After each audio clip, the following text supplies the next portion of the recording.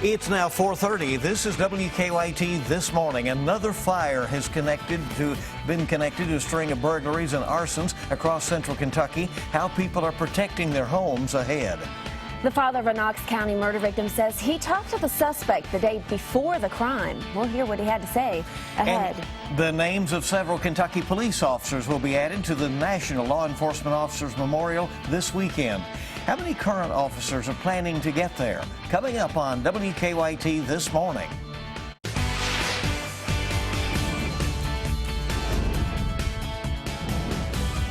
This is WKYT This Morning. Good morning to you on Tuesday, May 10th. We're glad you're on WKYT to start off this brand new day. I'm Bill Bryant. And I'm Michelle Chamberlain. Thanks so much for joining us. It is a WKYT First Alert Severe Weather Day, so just know that as you plan for your day today. I'll keep you ahead of that, potential for strong storms. And we're going to go to WKYT meteorologist Micah Harris right off top here. Good morning. Hey, good morning. We have some showers out there early this morning. Once again, as I talked about yesterday, this is not your severe weather threat. This is not your severe weather threat. It actually comes later on in the late afternoon, early evening hours is when it starts and moves on in. So as of right now, just some scattered showers out there early this morning. 77 degrees by the afternoon, strong to severe, and we're going to be watching that. I'm going to break down the timing on that coming up in just about 10 minutes. And we'll see you then. In Oklahoma, we know at least 2 people are dead after tornadoes touched down in that state. Authorities say one man died in Johnston County, another man died in Garvin County. Both of those are south of Oklahoma City. People there will start cleaning up after authorities say extensive damage was done to homes in Wynwood. The tornado that caused that damage was caught on tape. And police are now trying to help those who have lost their homes. We expect roads to be closed for maybe several hours. We will try to get the roadways open as soon as they are safe, and we have, the homes secured. In some of the other plain states, the National Weather Service says tornadoes touched down in Nebraska and Iowa, and baseball-sized hail fell near Lincoln, Nebraska. Another fire has been connected to a string of burglaries and arsons across central Kentucky. In the last 2 weeks, 6 homes in rural areas have been damaged or destroyed. Very disturbing trend. The latest fire happened yesterday morning on Jacks Creek Road in Madison County. Police have connected it to arsons in Fayette, Jessamine, Scott, and Garrett counties. These crimes have many people who live in rural areas asking what they can do to protect their homes. WKYT's Monique Blair has the story. I mean, it's crazy that you just can't leave your house unless somebody could just literally just burn your house down. Wendy Bennett lives in rural Madison County, just down the street from the most recent home that police say was burned by a possible serial arsonist. The 6th home set on fire after being burglarized in less than 2 weeks. So as far as who is at risk, state police say it essentially could be anyone in central Kentucky, especially those who are not at home during the day on weekdays. But someone out there knows, and someone may just stumble across these people while they're casing out one of these places. WKYT's Officer Don, a former Lexington police detective, says in addition to being extra vigilant, there are ways you can protect yourself against this crime. Monitored is always best because a monitored system is exactly that. If something happens, the first responders are called, whether it's fire, whether it's burglary. Officer Don also says a more inexpensive route is to use internet-based surveillance at your home. That way, even when you're away, you can check in. But it's not only you and I who need to be aware. Fire departments are also on high alert. The Whitehall Volunteer Fire Department, for example, is bringing in extra firefighters to the department during the hours of 11 a.m. and 2 p.m. on weekdays because they say that's when the majority of these fires have happened. There are only so many detectives, so many patrol officers out there, but everyone needs to consider themselves on patrol. In Madison County, it's like you got to watch your house because you just don't never know. Monique Blair, WKYT. State police say they met with several police and fire departments to share notes on the fires and to pull together some resources. They hope that will help find those responsible. We now know more details this morning about the case against an Owsley County woman accused of killing her parents. A judge set a $1 million bond for Lynette McQuinn yesterday. She's charged with murder and evidence tampering. On Friday, state police say she shot her parents, John and Ada McQuinn, in their home near Boonville. Lynette McQuinn will have a court hearing on May 26th. The father of a Knox County murder victim says he talked to the suspect the day before the crime. Police say Shane Mills was shot and killed in his home last Wednesday. State police later arrested Richard Brown and charged him with murder. They say Brown admitted shooting Mills twice. Now, Mills' father says Brown was in his store last Tuesday asking questions about the store and when it closed. He also says when Mills' mother called the home after hearing gunshots Wednesday night, Brown answered the phone and said he was there to fix a sink. I want them to hang him if they can or give him electric chair because he killed my son cold-blooded murder. He had no gun, he had no shot. He was most likely asleep. So far, police have not said what they think led to the shooting. This weekend, the names of 6 fallen Kentucky police officers will be added to the National Law Enforcement Officers Memorial in Washington, D.C. Families of all 6 officers are expected to attend the ceremony, and a motor squad from Kentucky will be escorting them. As Garrett Weimer tells us, a police officer is asking for your help to make sure that motor squad can pay for the trip. Families of 6 fallen Kentucky police officers will converge on our nation's capital this week to honor their loved one's sacrifice. Among their escorts while they're there, 8 police officers from Kentucky themselves. The Kentucky survivors will have a good escort. To the law enforcement community, escorting those families is an honor, but it's also expensive. Gasoline going up, gasoline coming back. Of course, they haul the motorcycles. They've got gasoline while they're there. Then they have motel rooms and they have food and things that they have to do while they're there. Joe Gilliland is a detective in Stanford. He's also a part of Kentucky's Concerns of Police Survivors, a group that offers support to families of fallen officers, and Kentucky's Blue Knights Law Enforcement Motorcycle Club. He says the groups want to help 8 officers from an agency here in Kentucky which does not want to be recognized, who will provide an escort for the families in D.C. These fellows, they escort them everywhere they go. They work hard for the week they're up there, and it's just not right that they have to pay out of their pocket for them doing this work. Gilliland hopes folks can chip in as a way of showing support. He says he hopes they raise enough not only to cover their expenses for this year, but to have money left over that can go toward next year as well. In Stanford, Garrett Weimer, WKYT. And you can find a link to that GoFundMe page at WKYT.com or on the WKYT News app. You can download the app, by the way, for free. Among the Kentuckians who will be honored at the memorial this weekend, Richmond police officer Daniel Ellis. He was killed in the line of duty last November. Richmond police are planning to send 26 current officers to Washington, D.C., and they will leave tomorrow. They say they're glad the whole country will know about Officer Ellis's sacrifice. 60 years from now, I can go up there with maybe my kids or my grandkids, and I can say, "Hey, that's a hero right there. That was my friend, and he's a hero." Berea Police, EKU Police, and the Madison County Sheriff's Office will help cover emergency calls in Richmond while the group of officers is in Washington. Investigators now think they know what caused the death of a woman at Lake Cumberland over the weekend. They found 52-year-old Wendy Augustine dead Sunday afternoon near Lake Cumberland State Dock Marina in Russell County. The Russell County coroner says an autopsy was done and the preliminary cause of death is accidental drowning. Augustine was from Ohio. In Wayne County, investigators are trying to figure out what caused a man's death in a cave. They say they found 57-year-old Anthony Arisman dead Sunday night about 200 feet into a cave off Adderhill Road. The Wayne County coroner says Arisman was experienced exploring caves. He had experience exploring caves, and they didn't find any signs of trauma on his body. Investigators say they do not suspect any foul play in his death.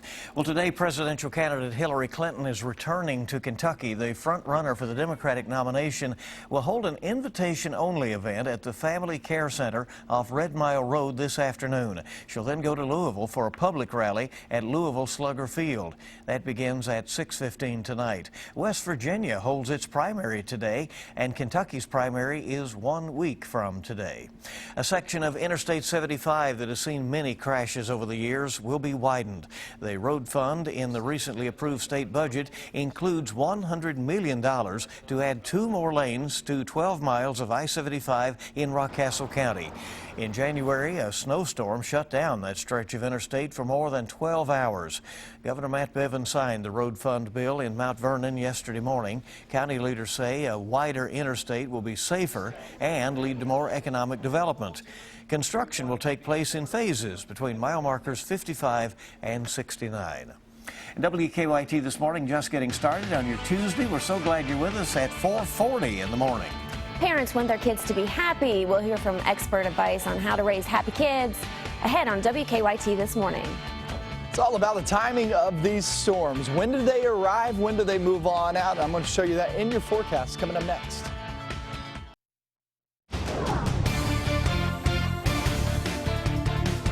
Scattered showers early this morning, and those are moving over toward the east, northeast, and not much really to worry about early this morning is they're just showers, and that's pushing once again toward the east. So if you're sitting here in the Bluegrass region getting bits and pieces of some heavy downpours, one just rolled through Georgetown, heading up towards Cynthiana, heads up Cynthiana another 15 minutes or so, rolls right through your neck of the woods, and bits and pieces here and there. All that shifting back toward the northeast. Areas that just picked up on a couple of heavy downpours, here come a few more back toward your south and west. Down toward the south, you go toward the Hal Rogers Parkway and also work your way down 25 and 421.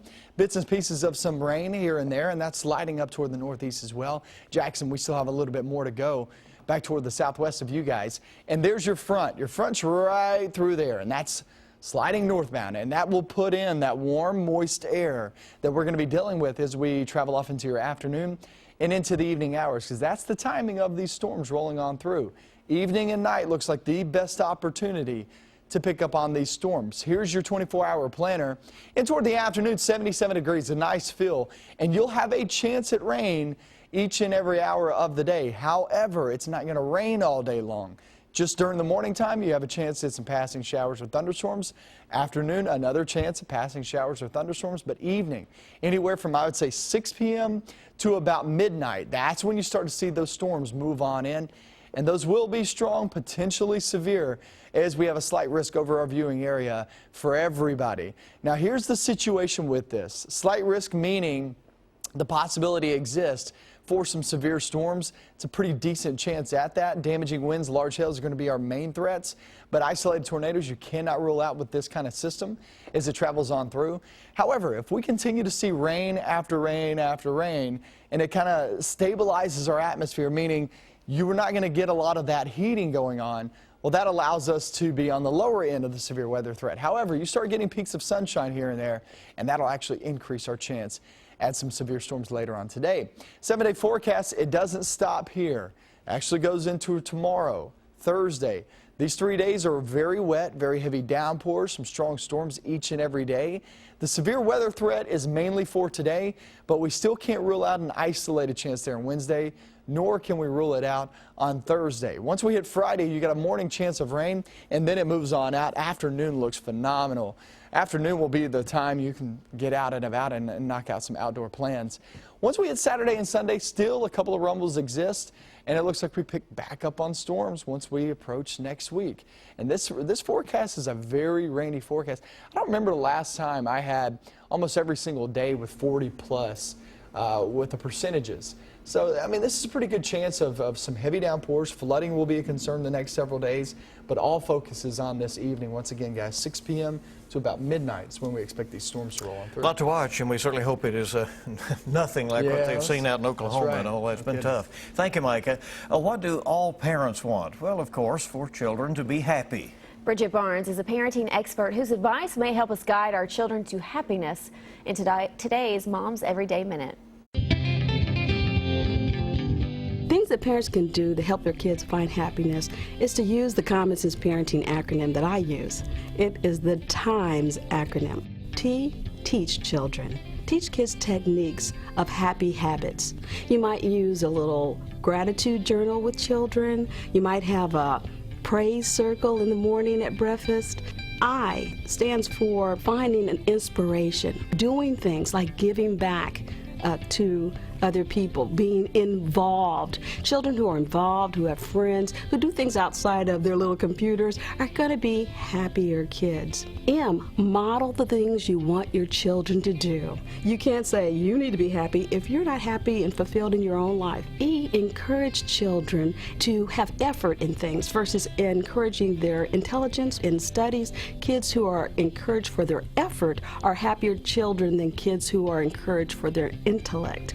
Of course, the S in our TIMES acronym means safe passage. In order to have children to be happier kids, we have to make sure that we give them safe passage to adulthood, that they know there is a family there, there's traditions there, there's some identity of knowing who I am and where I've come from. It comes over time. It's a process, and not every day will be a happy, happy day, and kids are going to have difficult times and maybe not be happy, but I always try to give them the opportunity to make good choices no matter what situation they're in. Great advice there. For these tips and more, just go to WKYT.com and click on Moms Every Day.